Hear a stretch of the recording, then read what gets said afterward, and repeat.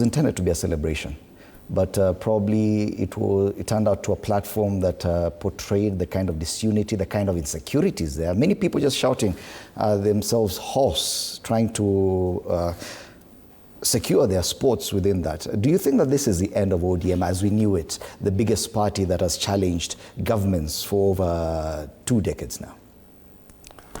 Fred, thank you, and it's good to be back. It's been a while.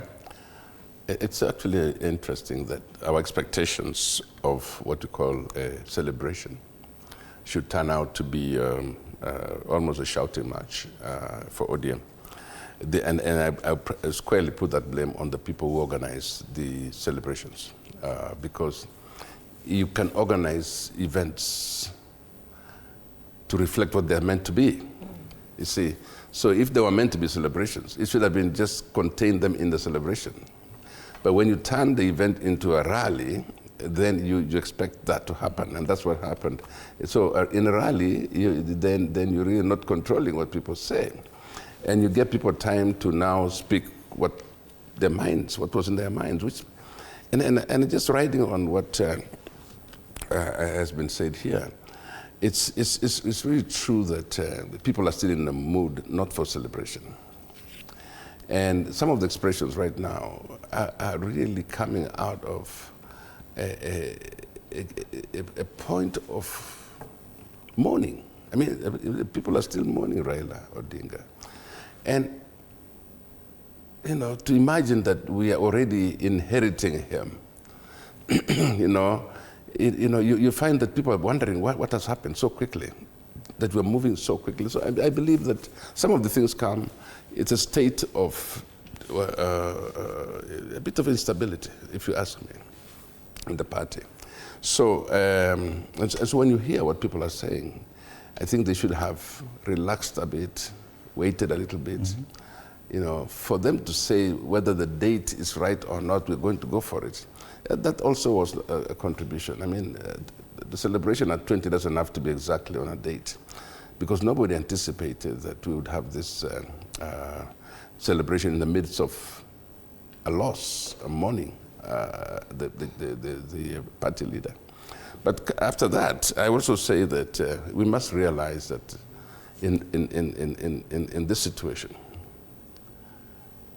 ODM was a party, it's a national party, but its half of its life has been taken away by the loss of Raila Odinga.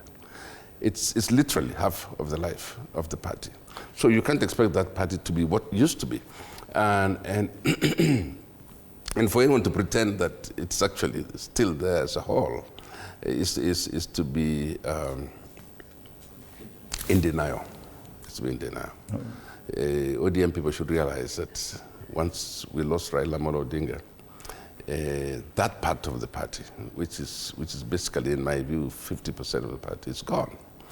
You must, first of all, then, find a way of organizing yourself to regain the part that has been lost. It's difficult to do it in one event. And then also the other thing which is a cause for concern is, how are you going to replace Raila Odinga as a party leader? And the statements which have come out assure you that there is a problem there and that we don't want to address it. We want to hide or keep our heads in the sand, because there's a real problem there that people are not satisfied with the way that the leadership was selected to replace Raila Odinga. And if that replacement was in the interim, then why are we not calling for an NDC? And those are the questions which came. We said, can we find a way of doing it? But as I said there one time, there is something about this political party. This political party is the biggest political party and the oldest political party after KANU right now.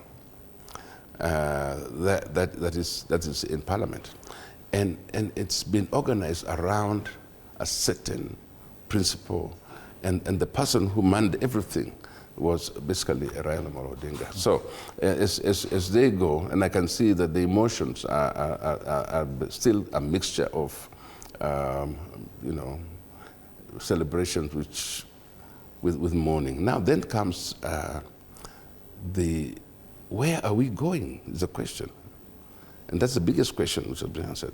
So after this, where are we going and how are we going into 2027? Becomes another issue. So there are people who have already given up hope in ODM, say we are supporting President Ruto 2027. That's almost literally saying we've given up. Okay, our candidacy is gone. We don't, and that's very dangerous for a party. Mm-hmm. So the people who are saying we are not going to determine now, those are people who want to keep the party strong. But the people who come here and say we are doing this until post 2027, those people are not helping the party. Because look at it this way. Even if your party is small and weak, if you declare that you're going to run, you strengthen the party. But if you declare already that we're not running, tell me, why would I be interested in that party? Why would anybody want to remain in that party? So let's be careful how you shout about that. Mm-hmm. And how do you take everybody along with you? So, I mean, there are many issues in this party. They organized something called the Founders' Dinner. Some of the founders came, some of the founders did not attend. And why was that necessary to have a Founders' Dinner? It's basically the point in that Founders' Dinner was to see how to accommodate President William Ruto. In the speeches, otherwise how else would you have accommodated him?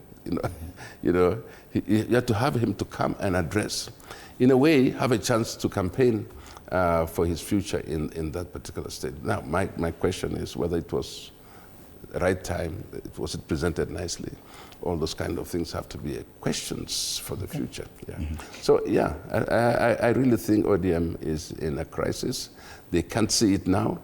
They needed to sit down and wait until everybody's back mm-hmm. into a normal senses. But now they have taken it on, and the split is very clear. And it's now playing out so publicly when the whole country is watching. Allow me to welcome Wakili Kibe Mungai into this conversation. Wakili, karibu sana and good morning. Thank you, good morning. Of course, the focus this morning and coming from the dailies is on